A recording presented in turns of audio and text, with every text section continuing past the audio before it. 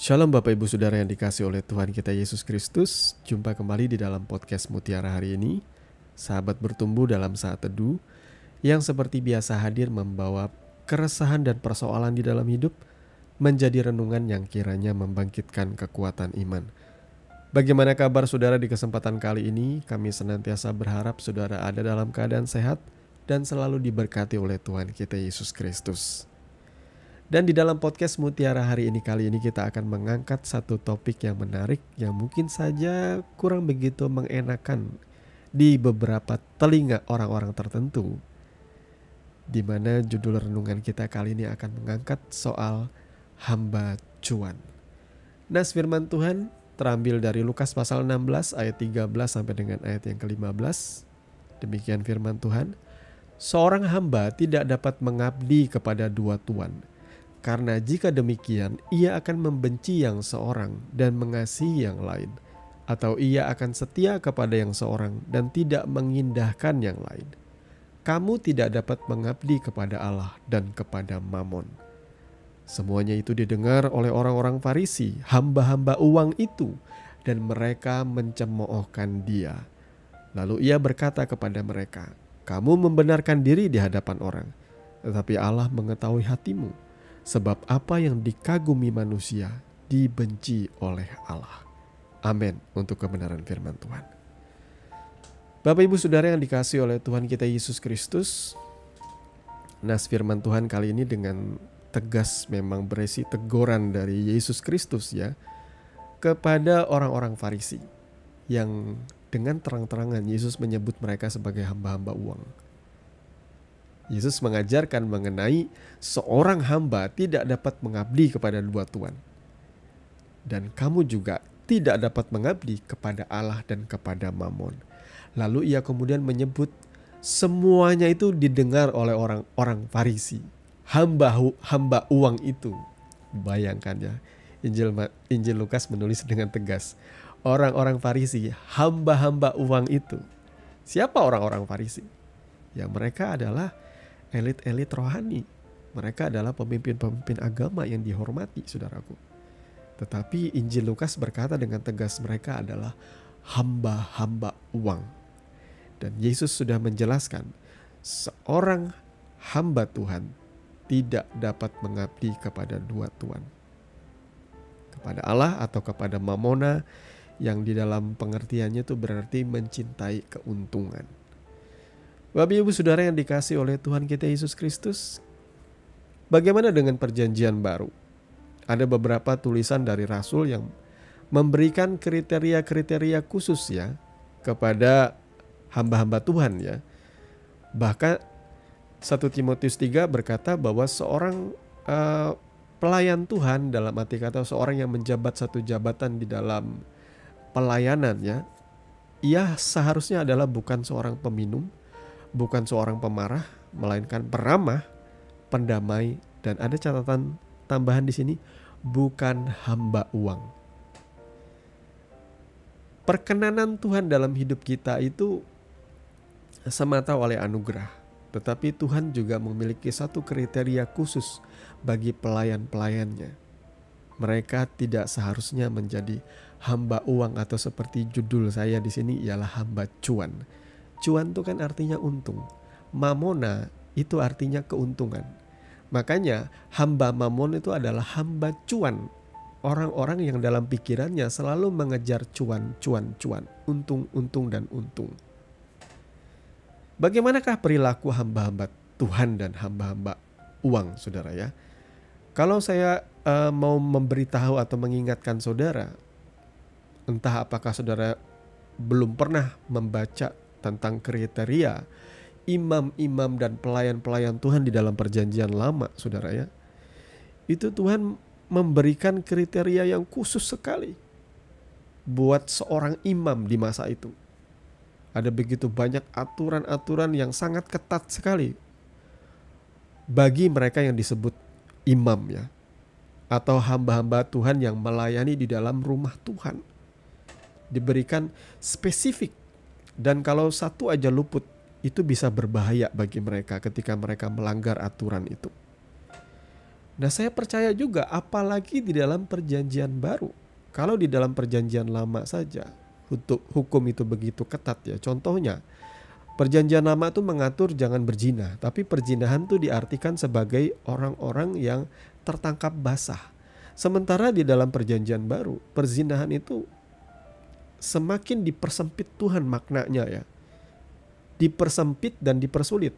Kalau dulu perzinahan itu adalah sebatas hubungan seksual dua pasangan yang bukan suami istri, atau hubungan yang menyimpang seperti itulah. Tetapi kalau di dalam perjanjian baru, Yesus berkata, kalau engkau memandang seorang wanita dan engkau mengingini di dalam hatimu, engkau sudah berzinah dengan dia.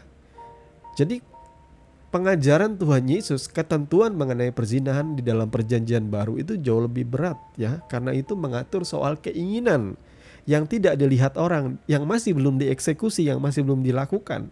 Nah, demikian juga dengan standar imam-imam di dalam perjanjian lama yang bekerja di dalam rumah Tuhan, artinya di dalam bait suci.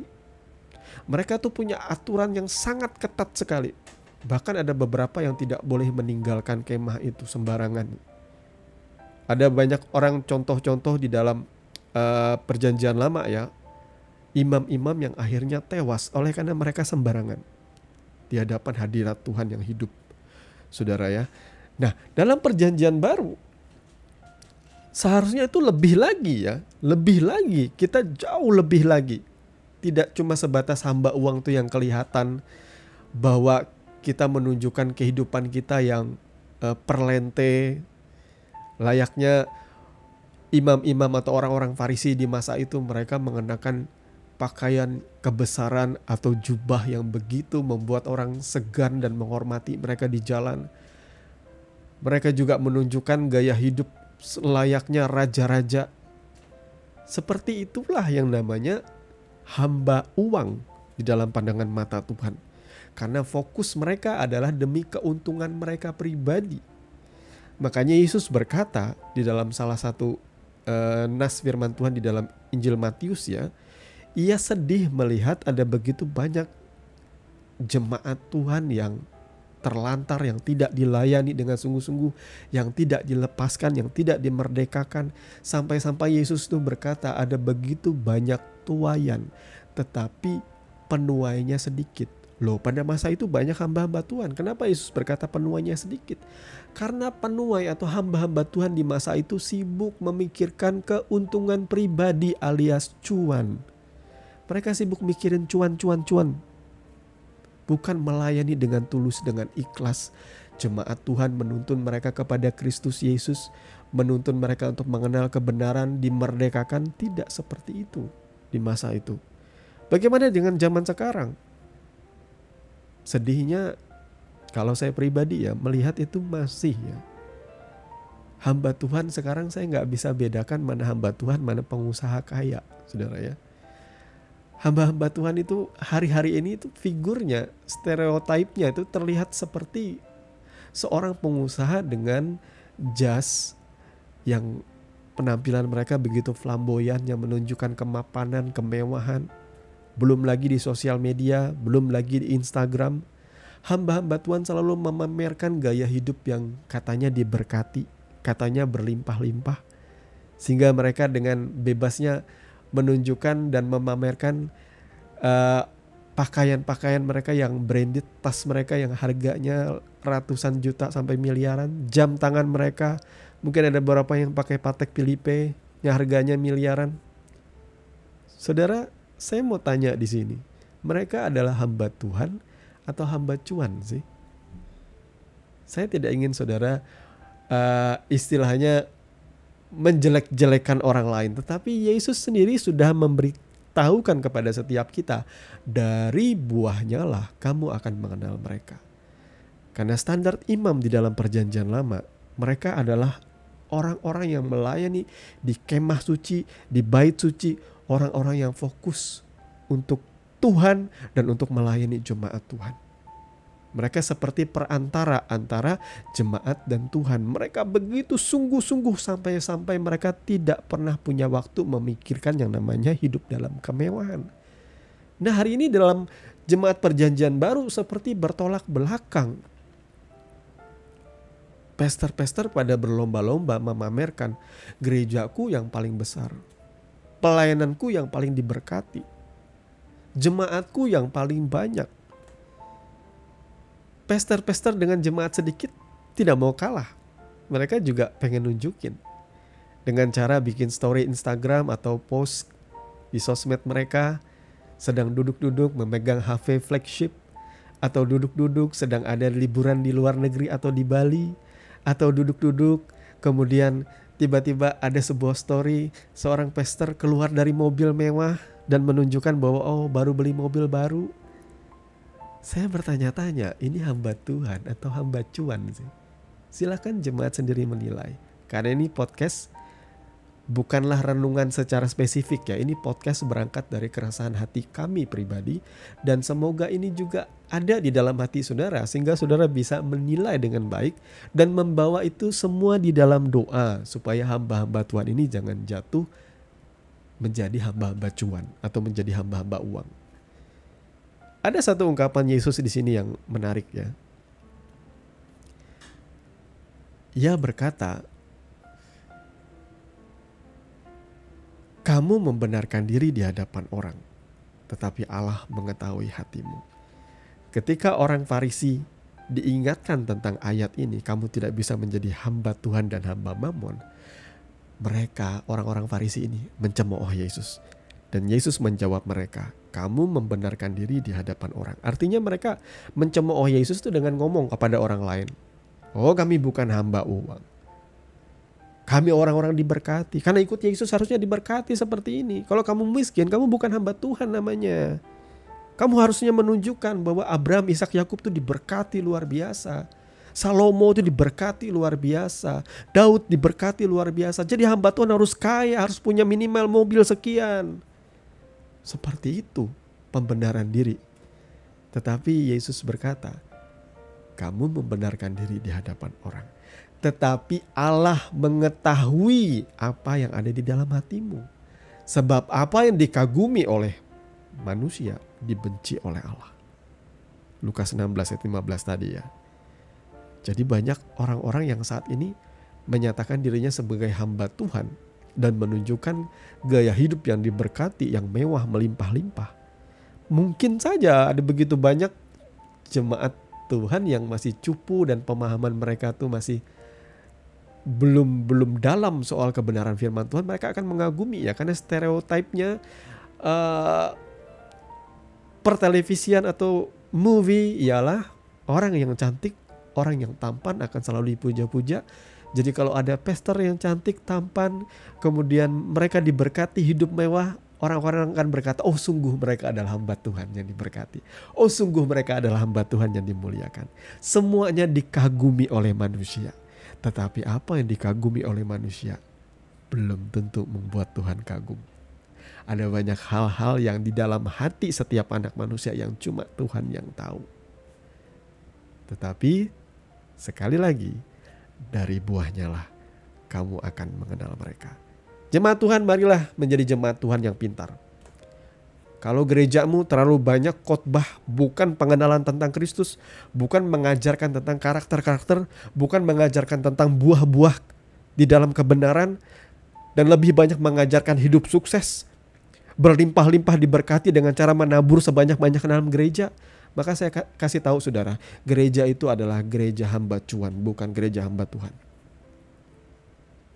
Saya akan terus terang di sini ya, menyampaikan kebenaran firman Tuhan, karena ini podcast Mutiara hari ini yang membawa keresahan.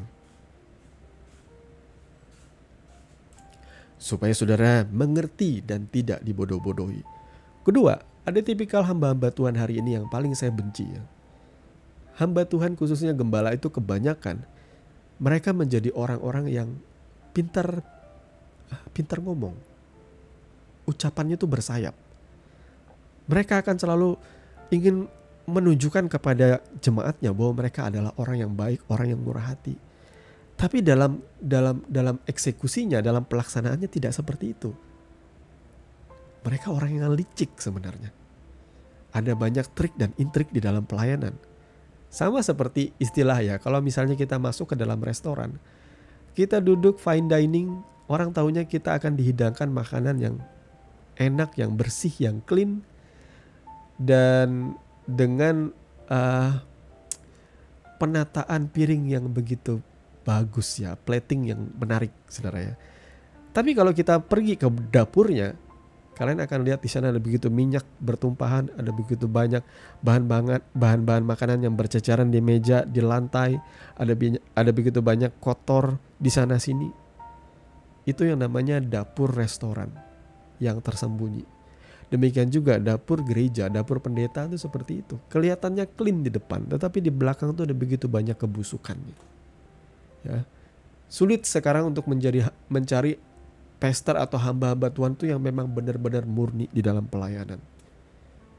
Dan kalau saya sebutkan, memang ada beberapa orang yang saya tahu besar di Indonesia ini yang pelayanannya begitu murni.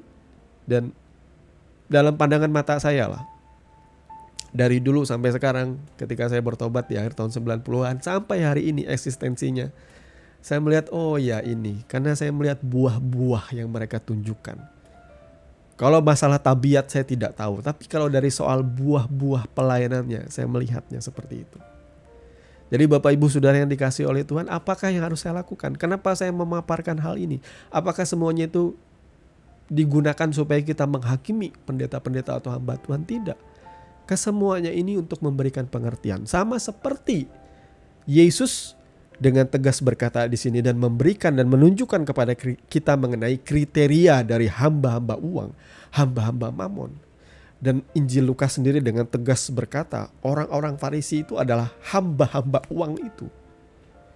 Makanya tidak ada kata-kata yang diperhalus. Karena sekali lagi menurut saya, kata-kata yang diperhalus adalah orang yang menghindari fakta atau kenyataan itu.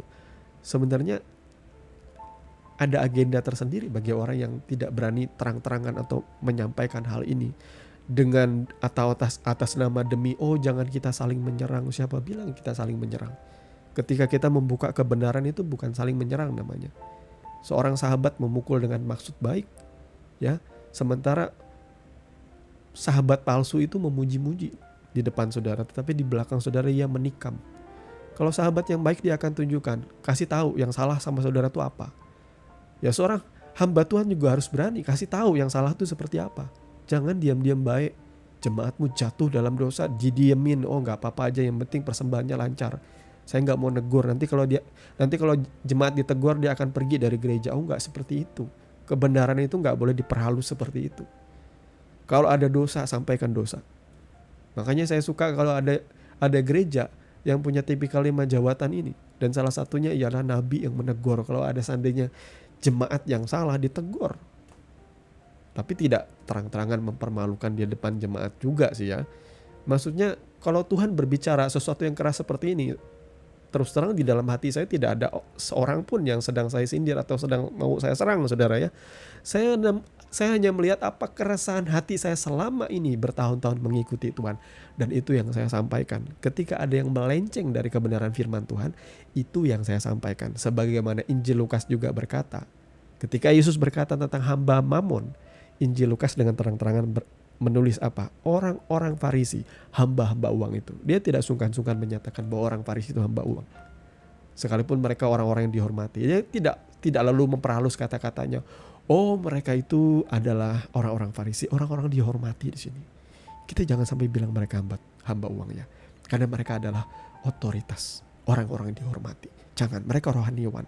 Kalau saya sampaikan mereka hamba uang atau hamba mamon, nanti itu bisa bikin perpecahan gereja. Oh, enggak seperti itu kalau saya, saudara ya. Apapun yang firman Tuhan katakan, saya akan sampaikan. Tuhan Yesus memberkati firman-Nya, mari kita berdoa. Bapa, di dalam nama Tuhan Yesus, terima kasih untuk kebenaran firman yang sudah berbicara dan menegur kami di kesempatan kali ini. Kami percaya Tuhan akan menolong kami untuk menjadi hamba-hamba Tuhan yang murni, yang sungguh di hadapan Tuhan. Dan kami juga berdoa, seandainya kami adalah jemaat dari suatu gereja dan kami melihat kecenderungan pastor atau pemimpin rohani kami punya buah-buah yang menunjukkan bahwa mereka lebih menjadi seorang hamba uang ketimbang hamba Tuhan, maka kami berdoa bagi mereka Tuhan, supaya Tuhan mencelikan mata mereka dan menyadarkan mereka. Karena kami percaya kami manusia tidak pernah luput dari kelemahan, dari dosa. Oleh sebab itu Tuhan tolong supaya Tuhan menampi hamba-hamba Tuhan yang murni di hadapan-Mu, supaya mereka boleh menjadi penuai-penuai di akhir zaman. Mereka yang begitu mendedikasikan hidup mereka dan pelayanan mereka tulus, ikhlas, memang murni untuk mengerjakan apa yang menjadi maksud dan kehendak Tuhan, menegakkan kerajaan Allah di muka bumi ini. Terima kasih Bapa, di dalam nama Tuhan Yesus kami berdoa. Haleluya. Amin.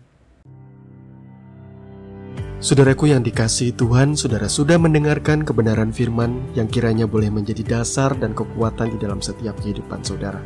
Sampai bertemu lagi di podcast Renungan Firman Mutiara hari ini yang berikutnya. Kasih karunia menyertai saudara sekalian. Shalom.